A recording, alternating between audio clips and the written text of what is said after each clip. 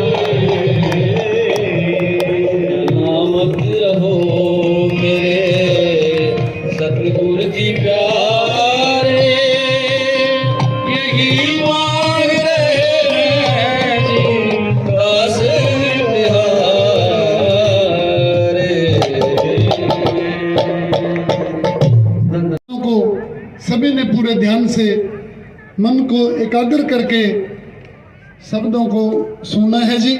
सभी से प्रार्थना है कि सभी शांत होकर बैठें। धन धन सदगुरु तेरा ही आसरा।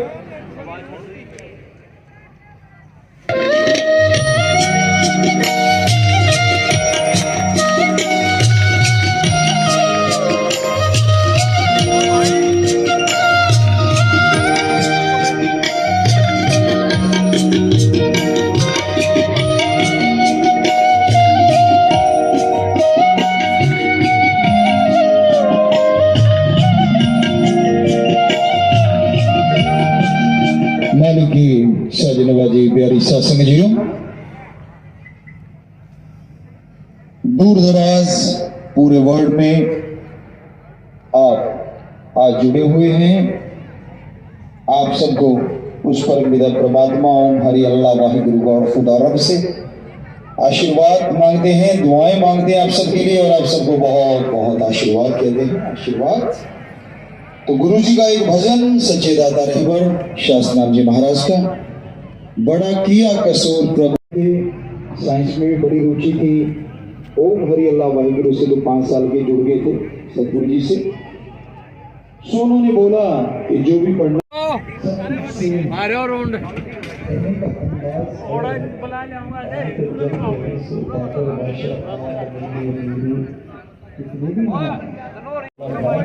बदला है और ना एक है उससे ऐसा ना कोई हुआ था ना हुआ है ना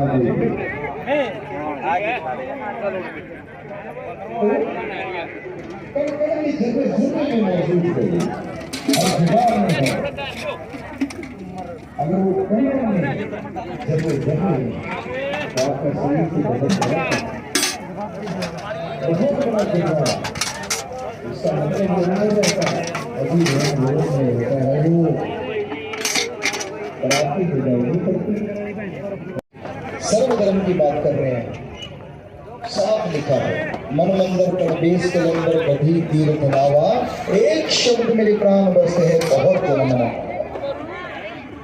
दिमाग में विचारों में है वो, दिल में है, और एक शब्द उसे अलग अलग आवाज कही गई है तो वो मालिक की आवाज। हिंदू धर्म में धुन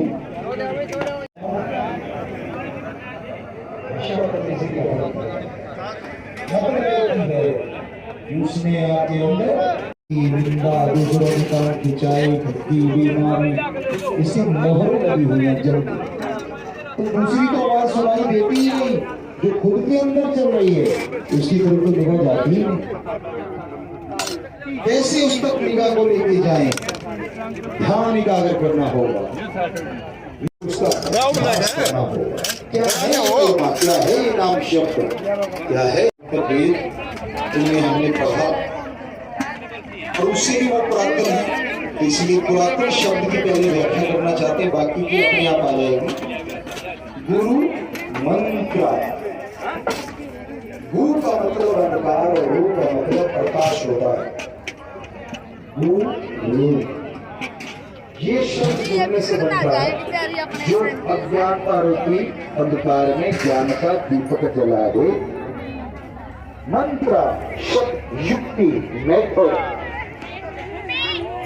यानी गुरु जो मालिक के शब्दों का खुद अभ्यास करता है, उससे उसे जो अनुभव होता है वो उसे दुनिया को दे, उसे कहा जाता है गुरु मंत्र, कलमा, मेथड ऑफ मेडिटेशन, नाम शब्द। और वो गुरु का मतलब नहीं है, तो मैं आपको भर दूं, वो मंत्र होता है उसी ओम हरि अल्लाह वाहिगुरु का परमात्मा। अब आप लोग बैठे हैं, आपको आदमी आदमी कहें, इंसान इंसान कहें, क्या आप में से कोई उठेगा?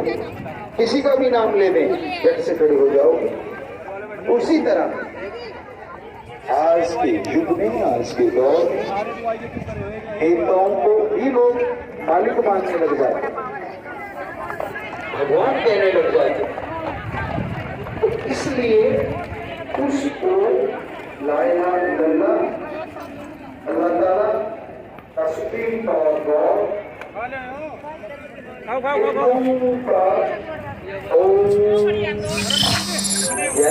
Hello, Moto. गजब कर रखा है मालिक, क्या बनाया तूने बंदे। यूं तारीफ करते करते करते करते हर चीज की साइकिल मिला, जब घोड़ा गाड़ी मिली, जो भी देखा जाए है मालिक तेरा गजब कर रखा तूने। इतने में क्या देखा, एक बहन एक बेटी छत पे बाल सुखा रही थी, तो वो निगाह से सब कुछ देखता देखता देखता उसने निगाह आदेश हिंदुस्तानी प्रकाश पंचाल जी अन्ना हजारे के साथ, अन्ना हजारे जी के साथ इन्होंने बड़ा देश के लिए बड़ा योगदान दिया है। बहुत 22% देशभक्त हैं और हमेशा तिरंगा लेकर बताइए। जो है परियां जो है वो स्वर्ग में मैं गंगा पुत्र राजेश हिंदुस्तानी सामाजिक कार्यकर्ता हिसार 12 साल से लगातार मेरे हाथ में तिरंगा है, सुबह से शाम तक। और तो और मेरे मामा के लड़के ने शादी के दौरान कहा कि बड़े भाई की शादी है, तो मेरी माता जी को मुझे कहा कि आना है, लेकिन भैया झंडा लेके नहीं आना। तो माँ बेटे दोनों ही शादी में नहीं गए, मामा के और इसी तरह बुआ ने कहा, तो बुआ ने भी वहाँ भी जाना नहीं हुआ, उनकी शादी नहीं गई। शादी में झंडा लेके क्या करोगे, सब पागल कहेंगे, कोई कुछ कहेगा, कोई कुछ बोलेगा। प्रमाण भी है और देशभक्ति के लिए मतलब मेरा जो प्यार है, मेरा जो देश और समाज को जागृत करने के लिए मैंने तिरंगा उठा लिया रोजाना के लिए, क्योंकि अन्ना मूवमेंट के दौरान उठाया, उससे पहले भी मैंने तिरंगा उठाया, लेकिन अन्ना मूवमेंट और उसके बाद जो फेल हो गया, उसके बाद मैंने देश जागृति के लिए रोजाना तिरंगा उठा लिया, ताकि इस माध्यम से जो शहीदों की याद है, जो देशभक्तों ने कुर्बानियाँ दी थी, जेलें में गए, फांसी का फंदा जुम्मा, और महात्मा गांधी जी और वो गरम दल से हमारे, तो इसलिए शहीद भगत सिंह से लेकर तो मैंने उनकी याद लोगों को, उनकी कुर्बानी याद दिलाने की। राजेश जी, जब आप तिरंगा लेके निकलते हैं लोग आपको पागल तक कह देते हैं, कैसा महसूस होता है, बुरा लगता है, क्या लगता है? ऐसा है जी, क्रांति की बात करनी होती है तो पागल तो लोग कहेंगे, कहा नहीं, गला भी पकड़ा। पागल कह के अगर थक गए, फिर बाद में बुला के मारा भी। किसी ने कुछ बोला, किसी ने, अगर मैं शब्द बताऊं तो आप सुन भी नहीं सकेंगे। मतलब और तो और लोगों ने कहा माता का झंडा उठा ले, उसका उठा ले, पार्टी का उठा ले, कुछ मिल जाएगा, इससे तो तेरा नुकसान है, तेरा शरीर, तेरा टाइम सब चला गया। मैंने कहा मेरा देश रहे, देश आबाद रहे, देश को जागृत करने वाले लोग रहे, तो सब है। देश के अंदर क्रांति आए, लोगों के अंदर जज्बा पैदा हो गई, उन्होंने कुर्बानी दी थी, तो हम अपने देश के लिए क्या करते हैं, बड़ा मैटर। अन्ना हजारे जी के साथ जन आंदोलन में आपने भागीदारी की है, बहुत ज़्यादा, दिन रात मैंने काम किया, शुरू से काम किया। अन्ना जी का जब अप्रैल में आंदोलन था, तो मेरी माता जी श्रीमती गंगा देवी वहाँ पहुँचे थे, मैं भी पहुँचा था 9 अप्रैल को, 8 अप्रैल और 9 अप्रैल को हम दिल्ली में थे, और वहाँ हमने मतलब देखा, तो मैंने कहा मेरा जीना सार्थक हो गया कि लोग उठ सकते हैं। उसके बाद तो बहुत कुछ हुआ, और अब जो लोग डाउन सोच रहे हैं, तो मैं सोचता हूँ कि आप ये मोबाइल का, नेट का, भौतिकवाद का युग है, पैसे का युग है, स्वार्थ का युग है, चल रहा है, लोग मेरा बेटी, हमें क्या लेना है, ऐसा नहीं सोचिए। राजेश हिंदुस्तानी क्या मैसेज है आज की युवा पीढ़ी के लिए? मेरा यही मैसेज है कि मैं आपको देश और समाज को जीने की तमन्ना पा ली है, अपने लिए तो सभी जीते हैं, मैं अपने शब्दों में बोल रहा हूँ, जिंदा तो जिंदा, मर कर भी औरों के काम आया करो। अरे फूलों से जीना सीखो, कांटों में भी मुस्कुराया करो, उजड़ा हो बाग किसी का, पौधे तुम भी वहाँ नए लगाया करो। अरे इंसान बनकर आए हो तुम, इंसान बनकर आए हो तुम, अपने देश और समाज के लिए भी कुछ करने जाया करो। जिंदा तो जिंदा, मर कर भी औरों का काम आया करो। मर कर मतलब शहीद है तो वो अमर हो गए, आज भी उनकी हमारे काम आती है। और हम बदल, लोग कहते हैं कुछ नहीं बदल सकता, एक पत्थर तो तबीयत से उछालो यारो, क्या आसमान में छेद नहीं हो सकता। हम बदलते हैं तो निजाम बदल जाते हैं, हम बदलते हैं तो अंजाम बदल जाते हैं। लोग कहते हैं भगत सिंह पैदा होते हैं दोस्तों, पर नाम बदल जाते हैं। जय हिंद, जय भारत। गंगा पुत्र राजेश हिंदुस्तानी हिसार लगातार, और ये गंदे पानी की नहर जो जींद हिसार में पूरे हरियाणा में है, वो मैंने अंडरग्राउंड कराई है। तिरंगा ही नहीं उठाया मैंने, इसके जो सिद्धांत है सेवा के, त्याग के, उनको मैंने जिया है, जीवन में ढाला है।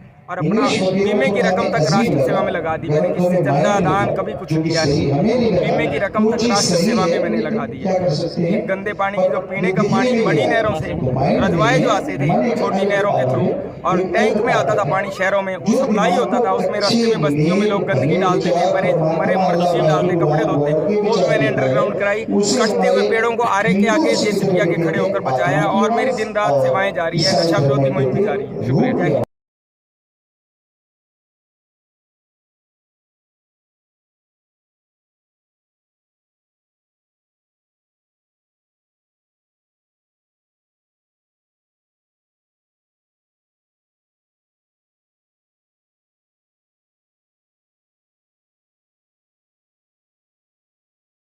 वो आवाज रूठी तो मन के पीछे मत चलो, मन देता सबको धोखा, ना बाहर किसी ने देखा कि मन ही है जो ललचाता रहता, वहां जा, यहाँ नहीं मिला तो वहां जा, वहां नहीं मिला तो वहां। इंसानियत को अपने ही हाथों खत्म करते जा रहे हैं। इस दुनिया में ऐसे अनेकों लोग शामिल हैं जो अपनी प्लेट में आधे से ज्यादा बचा हुआ खाना कूड़ेदान में फेंकना अपनी शान समझते हैं, और इस फेंके गए खाने पर अपनी जिंदगी गुजारने को मजबूर और बेबस लोगों की हालात देख दिल दहल उठता है। विभिन्न परिस्थितियों व कारणों से पीड़ित दिव्यांग, विधवा और अकेले रह रहे बुजुर्ग जो कि मेहनत करने में असमर्थ हैं, किसी ऐसे सहारे की तलाश में राह निहारते रहते हैं कि कोई तो आएगा जो हमारी मदद करेगा। ऐसे बेसहारों की मदद के लिए सहारा बनकर सामने आया पूज्य गुरु संत डॉक्टर गुरमीत राम रहीम सिंह जी इंसा की रहनुमाई में चलाया जा रहा फूड बैंक।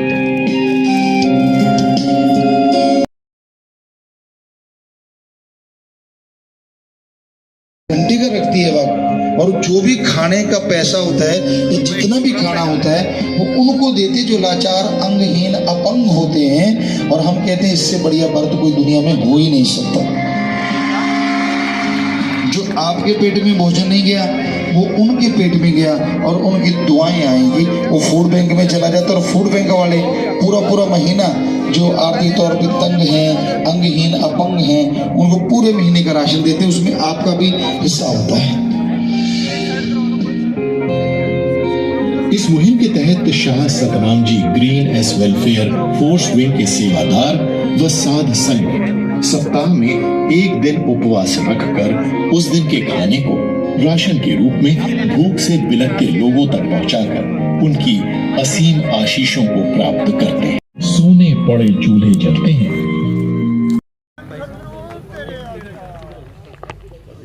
आज मैं ये कहूँगा कि इस पावन पर्व पर आए हुए सभी महानुभाव, गंगा गौरी गायत्री तुल्य मेरी मातृशक्ति, जिस प्रकार से आप गुरु जी के बताए हुए रास्तों पर चल रहे हैं, भूखों को अन्न की व्यवस्था करना, कोरोना काल में स्वयं जिस समय हमारे अपने मुट्ठी में से रेत की तरह हमारी आंखों के सामने फिसल रहे थे, हमें छोड़कर उस परमात्मा के चरणों में लीन हो रहे थे, उस समय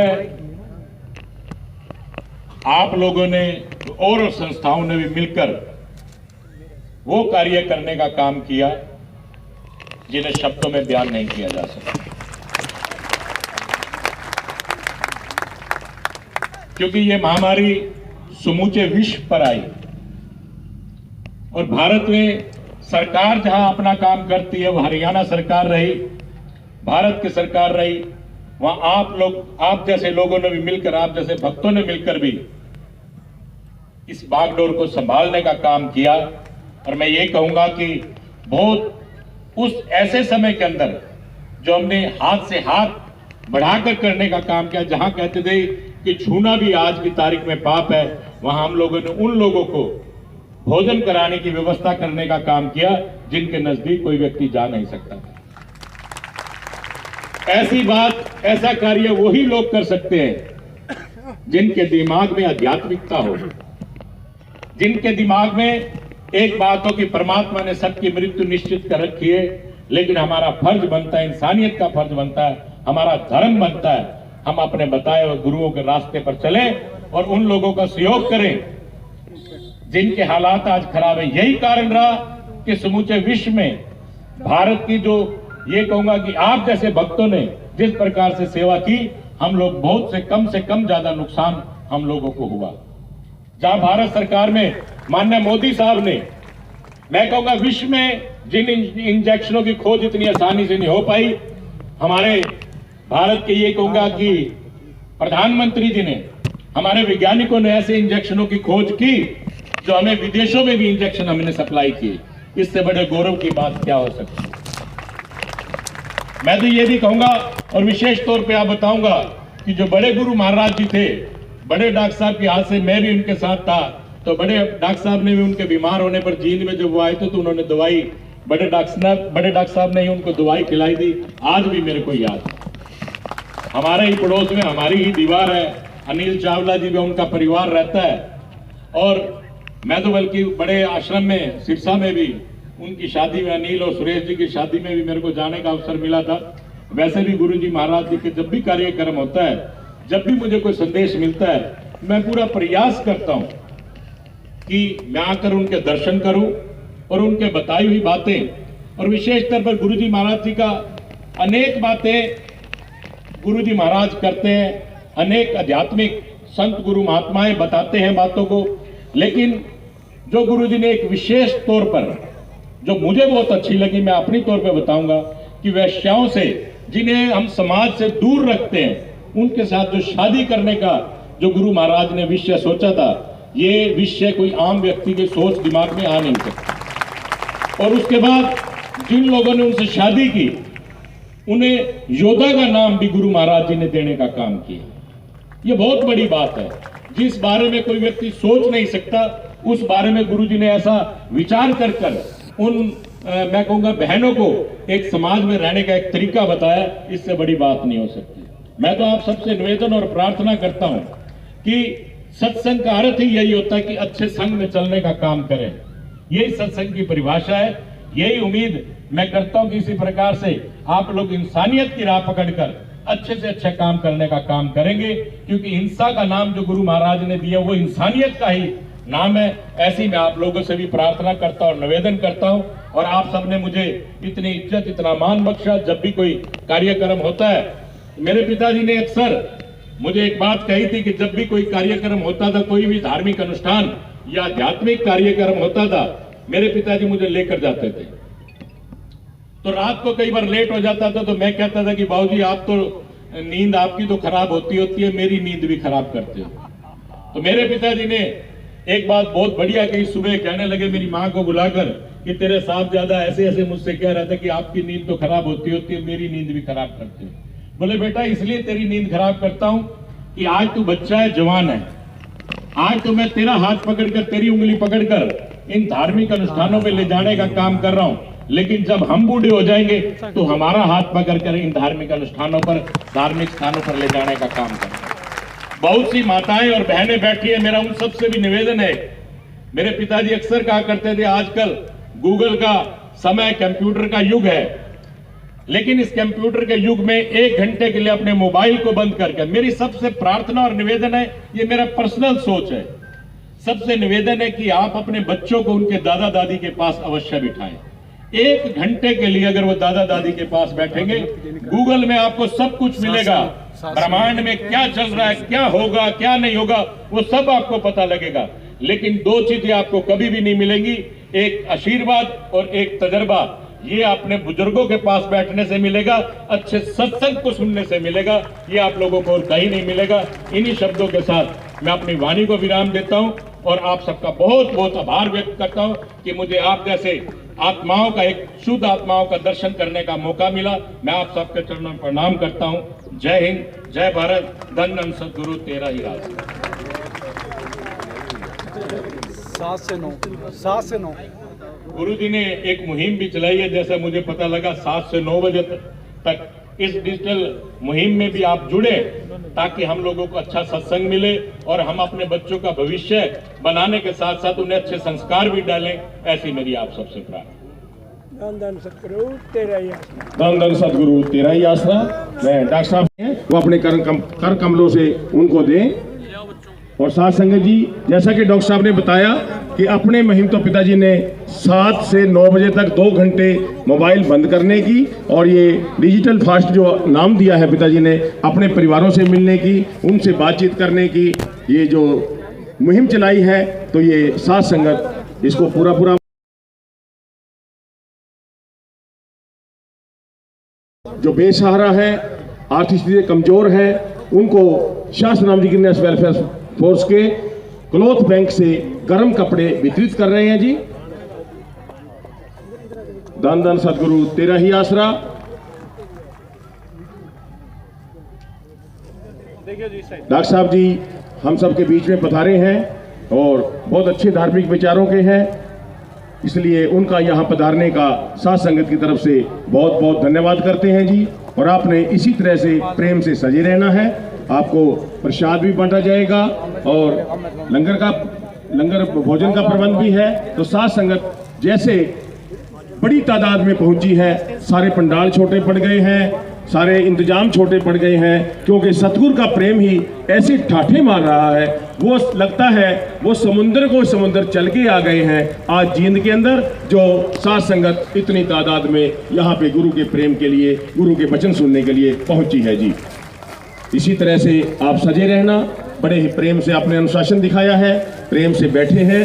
अब थोड़े टाइम के लिए आपने सिमरन करना है। 5 मिनट के लिए साथ संगत जी आप सबने सिमरन करना है। नारा लगते ही सिंहासन।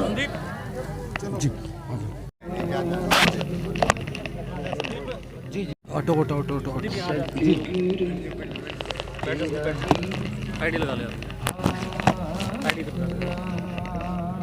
और आगे कर ले बच्चे, ऐसे बैठ, घुटना नीचे रख, ये रख ले बेटा, ये रख नीचे, ये रख ले नीचे, अब बैठ। हाँ ये आइडिया की है आपने जी। आज ये सत्संग में जो गुरु महाराज जी का आदेश है, जिस प्रकार से गरीबों की मदद करनी है, इस प्रकार से पूरे जींद संगठन ने आज ये कपड़ों का वितरण करने का जो प्रोग्राम बनाया और इतनी संगत आई है, तो कपड़े भी वितरण किए जा रहे हैं। और गुरु जी महाराज जी के प्रवचन भी चले हैं, जिसमें उन्होंने भोजन को व्यर्थ ना किया जाए इस बारे में भी बताने का काम किया है।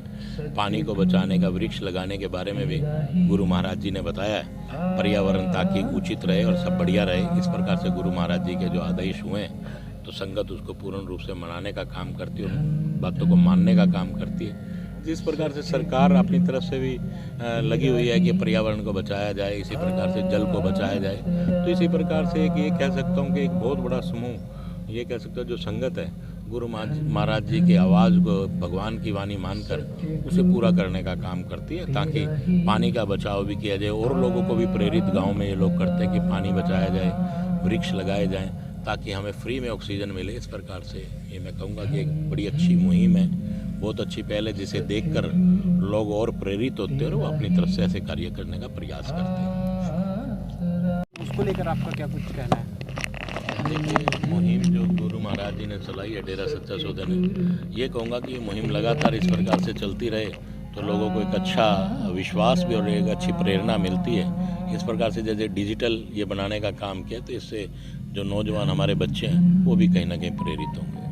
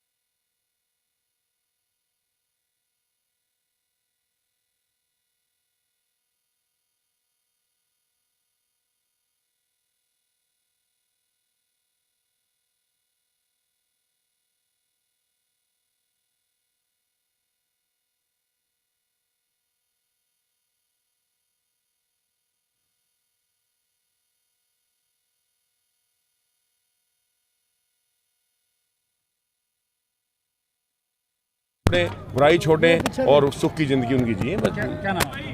मेरा नाम सतपाल टोहाना। ठीक है, धन्यवाद।